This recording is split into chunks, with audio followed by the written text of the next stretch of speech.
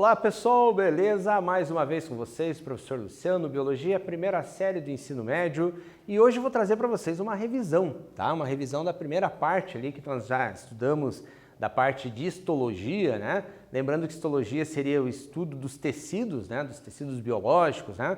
Nós não estudamos todos ainda, mas vamos fazer a retomada da parte 1 que nós vimos até agora, certo? Então o que nós retomaremos nessa aula? A definição da palavra histologia, né? O que é histologia, né? Características do tecido epitelial e seus tipos. Características gerais dos tecidos conjuntivos. Então já temos dois aqui, ó, o epitelial e os conjuntivos. Conjuntivo propriamente dito, uma divisão, né, dos tecidos conjuntivos, do conjuntivo adiposo e do conjuntivo cartilaginoso. Então vamos lá. O que é histologia? Lembrando, né, dessa palavrinha aí. É a ciência que estuda os tecidos biológicos. Eles podem ser definidos como um agrupamento organizado de células. Agrupamento, ou seja, um grupo, né, de células semelhantes, né, que apresentam formas e funções semelhantes e que trabalham de maneira integrada para desempenhar uma determinada função. Então, os tecidos estão distribuídos por todo o corpo, com funções específicas, com características específicas, com células, com fibras, com matriz extracelular específica também, né? Mas a gente tem que lembrar também, gente, que os tecidos não são só animais, né? Existem tecidos vegetais também. Então, trago aqui para vocês duas imagens de tecidos vegetais, né? Que tem as suas características, né? Que um parênquima é palissádico, um parênquima lacunoso, né? E aqui uma imagem com uma distribuição de tecidos, né? Dos tipos de tecidos no corpo humano, epitelial, conjuntivo, né? Depois nós vamos ver mais para frente ósseo, nervoso, enfim, né? Diversos tipos de tecidos. Aqui caracterizando os vegetais e ali caracterizando tecido animal. Tipos de tecidos vegetais, né? A gente vai ter os tecidos de preenchimento, também chamados de parênquimas. Nós vamos ter os tecidos vegetais, que a gente vai classificar como tecidos de sustentação, e os tecidos vegetais, que a gente vai chamar de tecidos de condução. Beleza? Em termos de tecidos animais, a classificação geral, né, de um modo geral ali, tecido epitelial, tecido conjuntivo, tecido muscular e tecido nervoso. Nós vamos nos deter hoje mais na parte de tecidos animais, tá? Só lembrando que existem os tecidos vegetais, isso aqui vocês vão aprofundar no ano que vem, lá no na segunda série, que vocês vão trabalhar lá com a parte de plantas, né? Reino vegetal, reino plant, né? E hoje a gente vai se deter mais na parte de tecidos animais, né? A parte celular, as características gerais desses tecidos, tá? Mas vamos dar um quiz ali para testar um conhecimentinho básico ali antes de nós iniciarmos as explicações maiores ali. Conjunto de células semelhantes que desempenham uma mesma função. Essa definição refere-se a letra A, sistema, letra B, tecido, letra C, órgão ou letra D, molécula. Acho que é bem tranquila essa, né, gente? Mas assim mesmo vocês têm um tempinho para tentar resolver.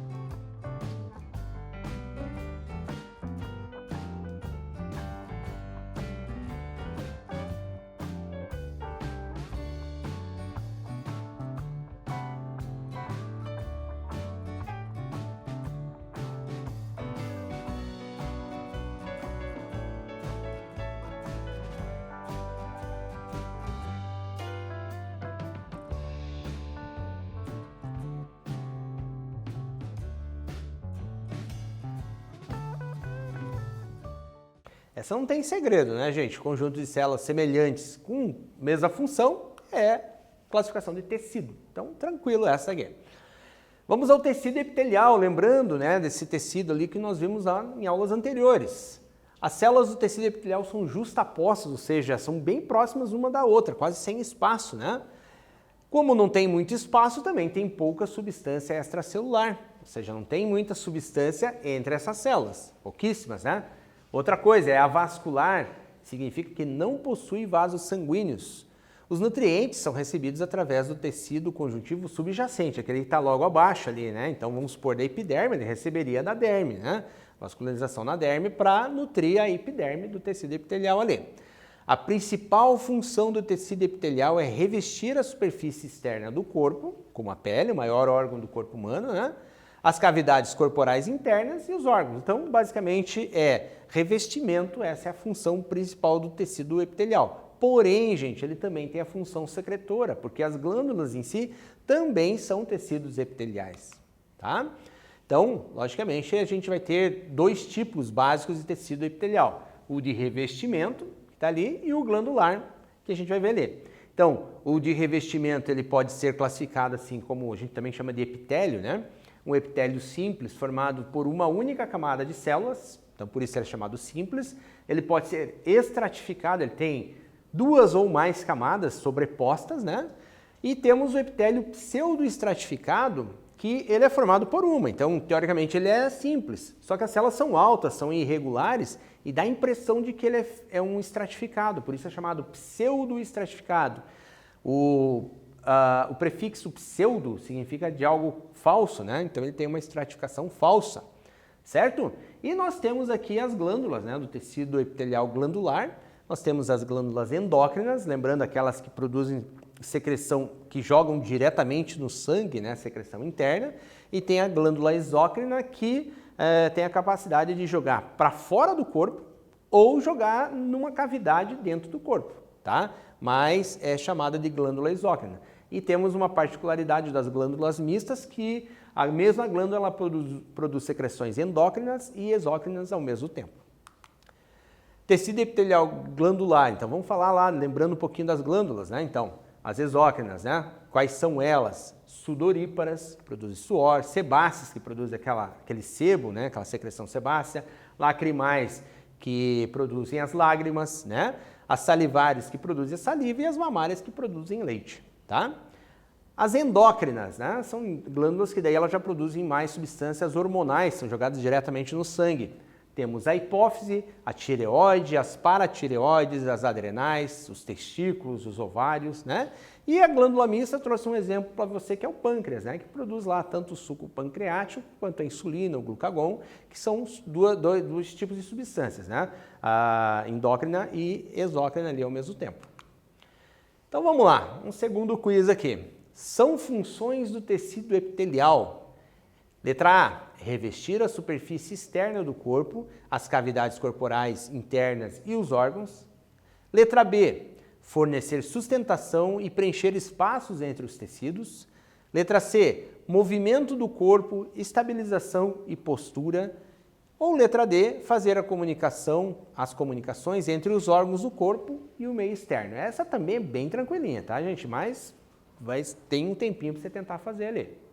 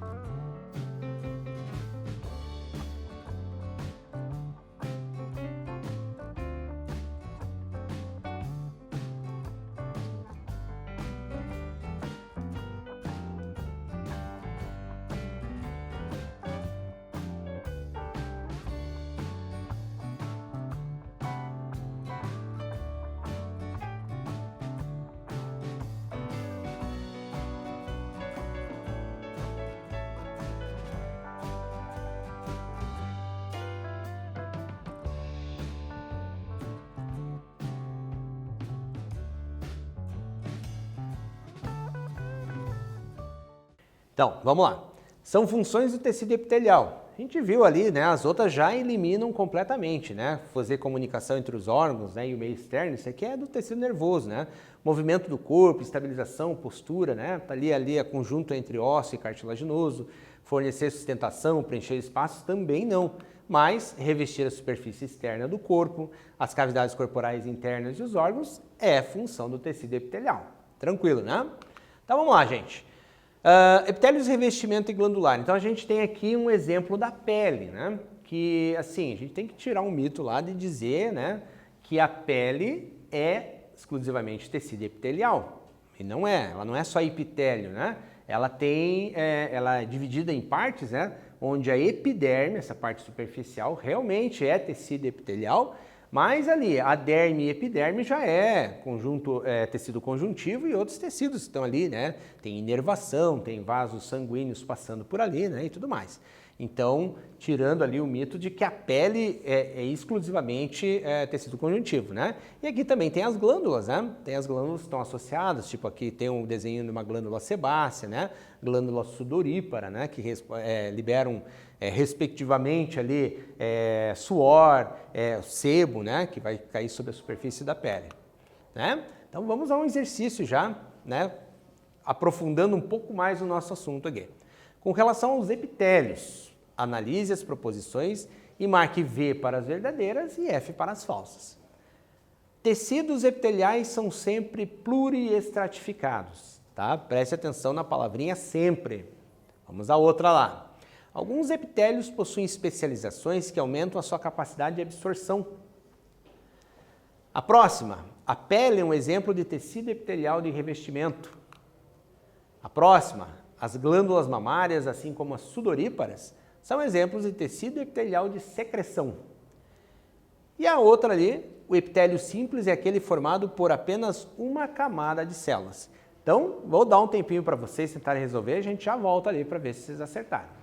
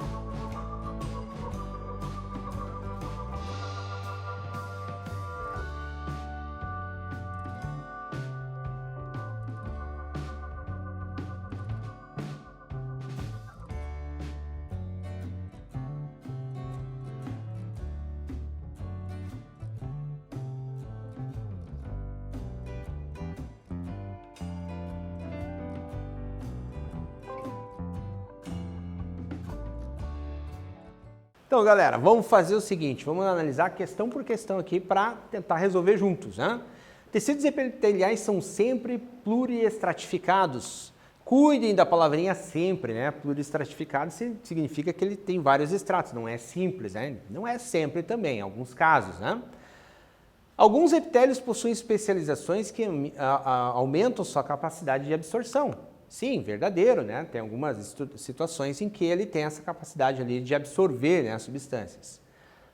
Aquela que eu falei lá do mito, hein, gente? A pele é um exemplo de tecido epitelial de revestimento. Falso, ela não é um exemplo de tecido epitelial. Ela é constituída, uma parte dela, por tecido epitelial, uma parte da epiderme, né? As glândulas mamárias, assim como as sudoríparas, são exemplos de tecido epitelial de secreção. Verdadeiro, né? Então elas são, né, glândulas ali que fazem essa secreção de substâncias conforme o tipo, né? Mamárias, leite, sudoríparas, suor. O epitélio simples é aquele formado por apenas uma camada de célula. Verdadeiro também. A gente comentou isso aí. Muito bem, gente. Tecidos conjuntivos agora. Lembrando lá desse novo tópico ali. Apresentam grande quantidade de substância intercelular, ou seja, entre as células, que também a gente vai chamar de matriz extracelular. Então, os conjuntivos já têm uma grande matriz extracelular. Elas são formadas por fibras que ficam imersas, né, na substância que a gente chama de substância fundamental, certo? Aí, ele pode ser dividido em tecido conjuntivo propriamente dito, e aí as divisões, nós já vimos isso também, frouxo e denso, conforme a organização dessas fibras, né? Tecido adiposo, é aquele que acumula gordura, né? Tecido cartilaginoso, é aquele que é firme e flexível, então assim, ele tem resistência e flexibilidade. Tecido ósseo é aquele que é mineralizado, né? Ou seja, tem deposição ali de substâncias e sais que tornam ele mais rígido. E tecido hematopoético, um nomezinho mais complicadinho ali, produção de células do sangue, tá? Nós não vimos ainda ósseo e nem hematopoético. Vamos a um outro exercício ali. Hoje temos bastante exercício aí, né? Como meio aí da gente tentar uma boa revisão. O ácaro, Demodix folliculorum, instala-se nos folículos da pele, alimentando-se de pele e sebo. Existe também uma bactéria, Propionibacteria acnes, que causa um processo infeccioso denominado acne. Beleza. As glândulas envolvidas nesses dois processos infecciosos são chamados de, respectivamente, tá? Sudoríparas e exócrinas.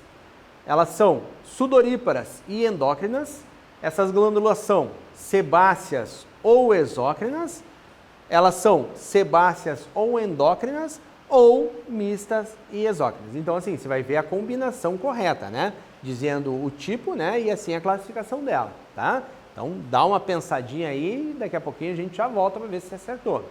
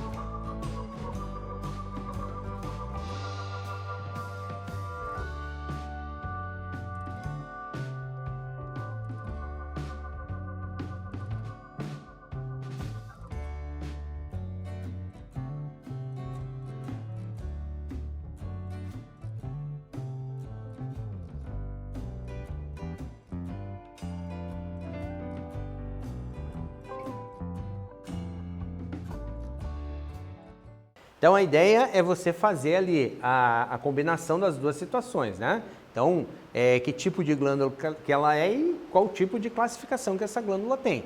Então, assim, primeiramente ali, o Demodex folliculorum, né, causando ali, o cravo de pele, né, e a Propionibacteria acne causando a acne. Então, essas duas glândulas são sebáceas, né, as duas são sebáceas e as duas são exócrinas ali, no caso, liberam secreção externa. Tecido conjuntivo propriamente dito, é uma das primeiras subdivisões do tecido conjuntivo. Onde que ele é encontrado? Abaixo do epitélio e em volta dos órgãos, ali que está localizado esse tecido conjuntivo propriamente dito, funcionando ali como acolchoamento, ou seja, um colchãozinho, né, de amortecimento, né? Ele preenche os espaços e faz a ligação entre dois tipos de tecidos diferentes. Então essa é a função dele. Esse tecido conjuntivo propriamente dito, ele é formado por 3 tipos de fibras, né? E isso vai servir para a classificação dele, né? Como frouxo ou denso. As colágenas, que resistem à tração, né? São mais resistentes. As elásticas, que têm grande elasticidade. E as reticulares, como o próprio nome diz, formam uma rede, né? Entrelaçada ali.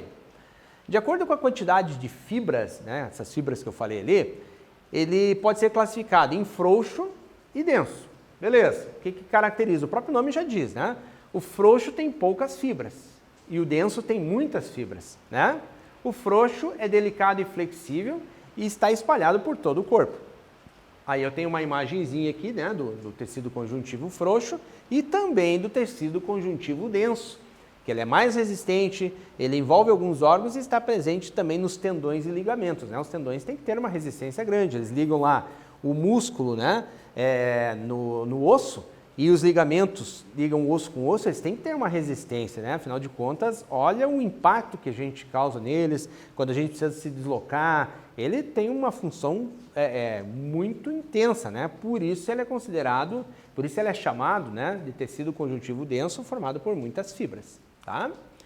A substância intercelular desse tecido, né, é fabricada por células chamadas fibroblastos, né, as quais atuam na regeneração do tecido. Em pequenas lesões, os fibroblastos entram em ação, né, é um grupo de células, né, que produz secreções que ajudam, né, a consertar ali, a regenerar o tecido.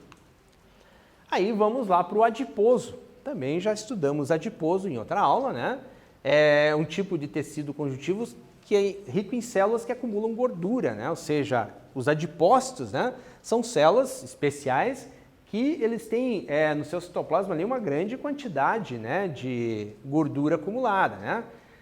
Uma vantagem desse tecido, a gente fala lá da gordura, mas ela é importante também, né, o problema é o sobrepeso, a obesidade e tudo mais, mas a gordura é importantíssima para a nossa vida, né, para a nossa saúde, né. Ela serve como reserva de energia, né, então ela estoca energia e é utilizado no momento certo ali. Também protege contra o frio, ou seja, ela faz uma proteção térmica, certo? Então ela faz reserva, proteção térmica. Além disso, ela envolve diversos órgãos. Então vários órgãos eles são protegidos por essa gordura, funcionando como traumatismos durante os movimentos do corpo. Então assim, a gente vai chamar isso de proteção mecânica, que evita, né, que certos impactos ali acabem lesionando, né, rompendo vasos sanguíneos, né, encostando nos ossos de um modo geral. Então, ele faz esse trabalho ali de proteção mecânica, né? Por isso é chamado ali, protege contra traumatismos, né? Uma pessoa assim mais idosa, que já vai perdendo mais aquela camada de gordura embaixo da pele, vocês podem ver, muitos traumatismos que acontecem ali já causam hematomas, já fica bem evidente, né? Que já vai diminuindo essa gordura também, né? Então vamos a um outro quiz aqui. Vejo que hoje tem bastante exercício ali para a gente testar nosso conhecimento. Então vamos lá, gente. Com relação aos tecidos conjuntivos, de um modo geral, marque a única alternativa correta. Letra A cartilagem é o mais resistente dos tecidos do corpo. Se for, você marca ali, letra A. Letra B, a cartilagem é um tecido duro, rico em sais de cálcio. Se for, você vai marcar a letra B. C, a gordura do tecido adiposo serve de reserva de nutrientes e proteção mecânica. Se for essa, você marca a letra C. Ou D, o tecido ósseo é formado por células mortas. Então, gente, mais um tempinho para vocês tentarem resolver. Essa também é bem tranquilinha. Vamos lá, então.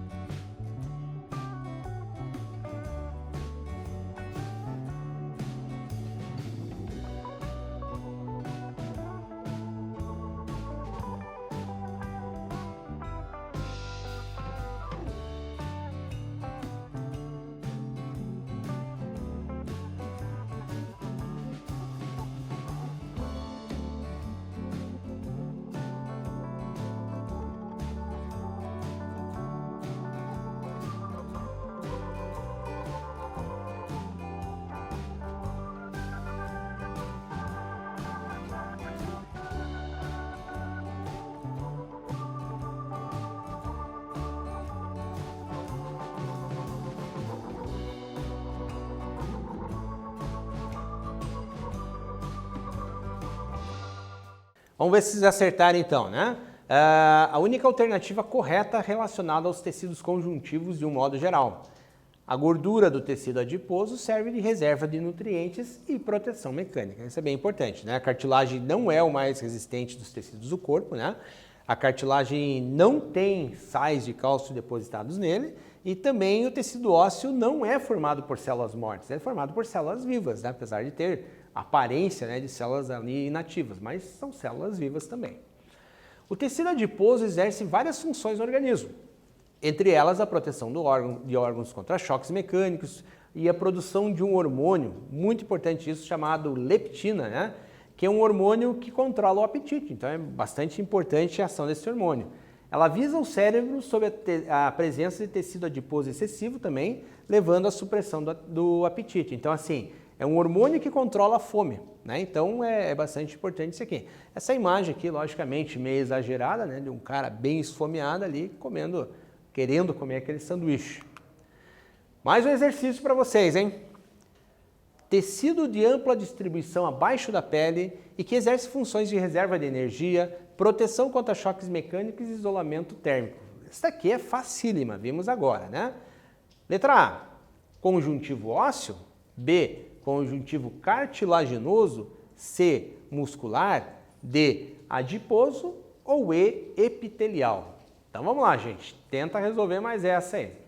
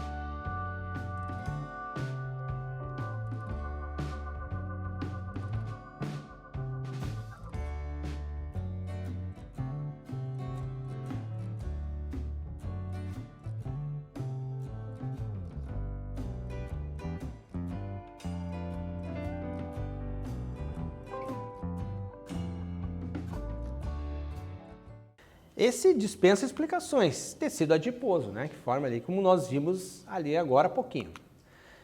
Índice de massa corporal é aquele cálculo que eu falei para vocês do IMC, onde você calcula teu peso dividido pela tua altura vezes a tua altura, né? Ele tem que ficar dentro de uma classificação. Abaixo de 18,5 está abaixo do peso, tá? Está abaixo do peso ali. Se você tiver entre 18,5 e 24,9, você está dentro do peso normal. Se você está entre 25 e 29,9, está com sobrepeso. Aí já começa ali, de 30 a 34,9, obesidade grau 1, 35 a 39,9, obesidade já considerada grau 2, e acima de 40, obesidade mórbida, grau 3, né? Então é bem importante você calcular esse teu índice de massa corporal, né? Para isso. Então tem aqui um exercício, né? Onde mostra ali. Você vai precisar voltar na tabelinha depois para saber ali. O indivíduo que possui seu índice de massa corporal igual a 32,5 está enquadrado como letra A, obesidade grau 1, letra B, obesidade grau 2, letra C, obesidade grau 3, letra D, sobrepeso ou letra E, peso ideal. Tempinho para vocês.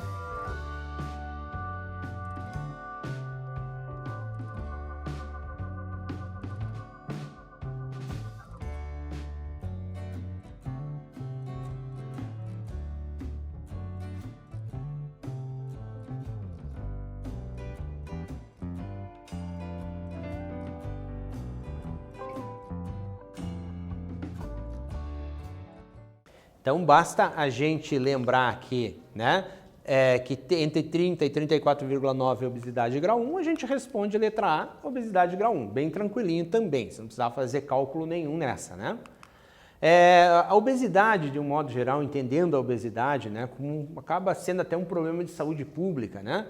Para enfrentar esse problema, são necessárias iniciativas em diversas áreas, como campanhas de conscientização para alimentação saudável e estímulo às atividades físicas. Então é importante, a gente falou em outra aula, né, da importância de se praticar essas atividades físicas e você ter uma alimentação bem balanceada, né, para evitar justamente essa questão da obesidade. Do sobrepeso já começou a ligar o alerta ali, você já fique atento com relação a isso aí, tá? Vamos a um outro quiz aqui. Abaixo são dadas algumas características relacionadas ao tecido conjuntivo adiposo, exceto, ou seja, menos uma delas. Letra A, proteção contra choques mecânicos. Letra B, reserva energética. Letra C, proporcionar firmeza e elasticidade. E letra D, preencher a cavidade de ossos longos. Então, dou um tempinho para vocês, essa também é bem tranquila.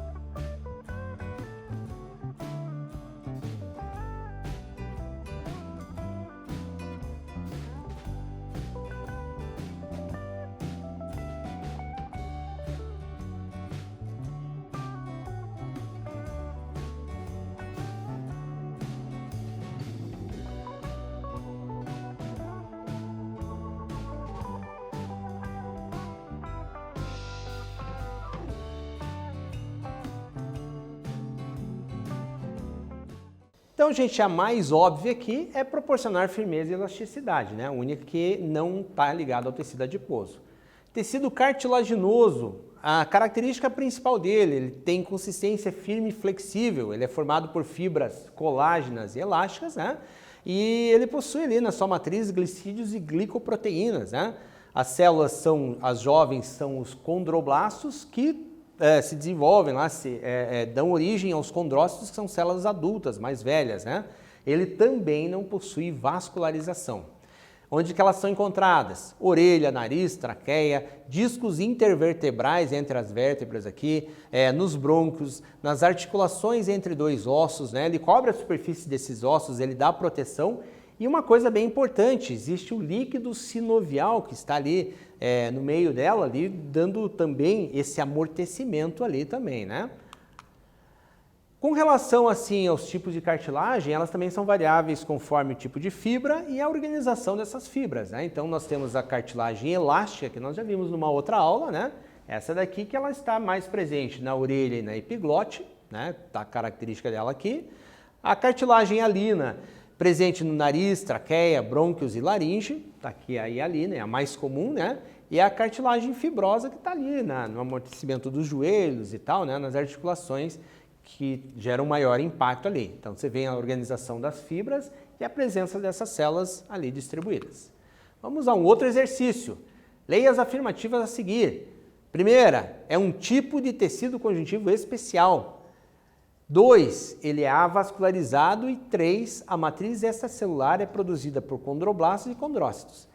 A gente está se referindo ao tecido ósseo, adiposo, cartilaginoso ou conjuntivo frouxo. Então, mais um tempinho para você resolver essa.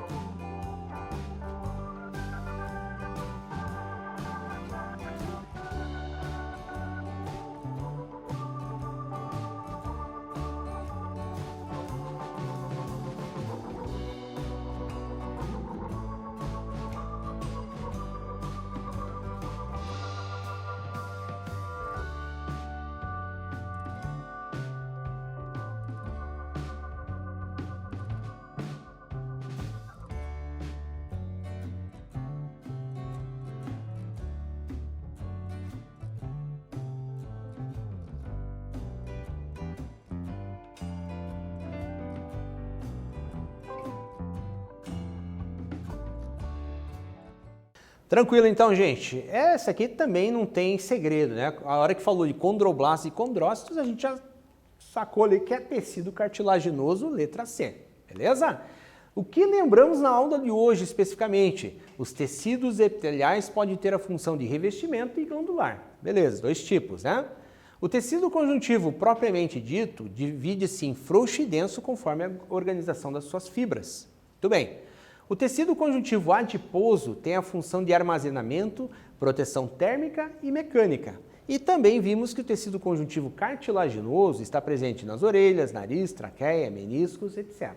Beleza? Pessoal, mais uma vez agradeço a atenção de vocês. Qualquer dúvida você pode acessar a plataforma do Google Classroom, onde teu professor pode tirar suas dúvidas, né? Você tem o livro didático, você pode ter acesso a atividades impressas se você não tiver condições de resolver as atividades pela internet mesmo, né? Existe uma série de opções. Você pode rever essa aula novamente no YouTube, né? Temos aí uma enorme quantidade de condições aí para você fazer seu estudo e aprofundamento. Mais uma vez, obrigado e até uma próxima.